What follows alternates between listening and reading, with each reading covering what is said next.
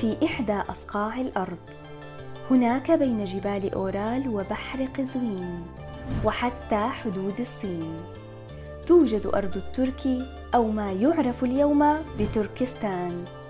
عاش على تلك الأرض الخضراء في آسيا الوسطى عدد كبير من القبائل التركية المرتحلة، وكانت من بينهم قبائل الإيغور.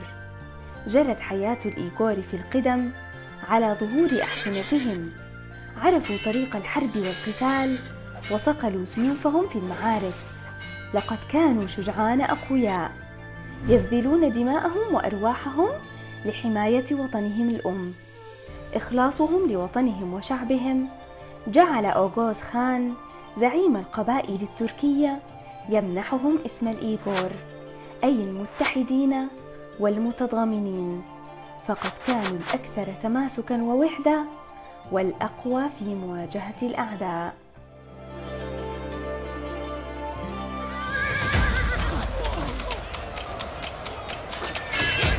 وسط صليل السيوف وصهيل الخيول يرتفع غبار المعركة.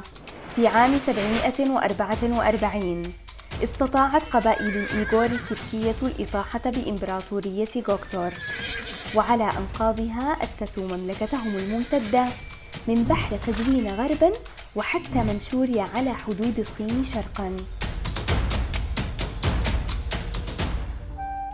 في ذلك الحين كان الإسلام يطرق الأبواب في كل اتجاه، ومنها باب الصين.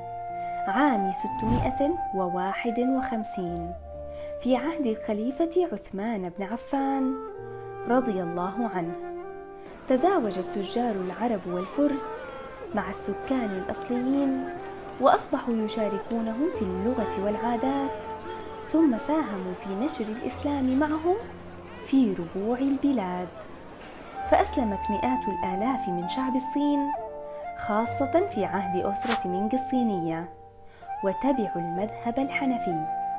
هناك حيث أرض الشمس والتنانين البعيدة عرف نور الإسلام ورحمته طريقهما إلى قلوب الإيغور، فأسلموا وآمنوا برسالته.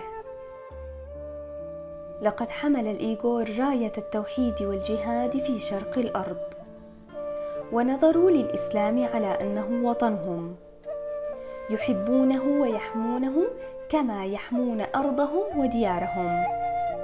عاش الإيغور في كنف الإسلام وحضارته أمدا طويلا، قدموا خلاله التضحيات والانتصارات، كما قدموا منجزاتهم العلمية ومؤلفاتهم الإسلامية. بهذا ارتفع شأنهم لدى الأمة، وأصبحت أرضهم مثال عطاء وخير وسلام.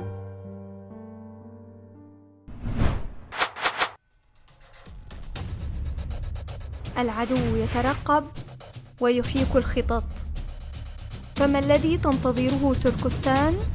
وماذا سيحل بشعبها؟ تابعونا في حلقتنا القادمة من برنامج الحكاية من البداية.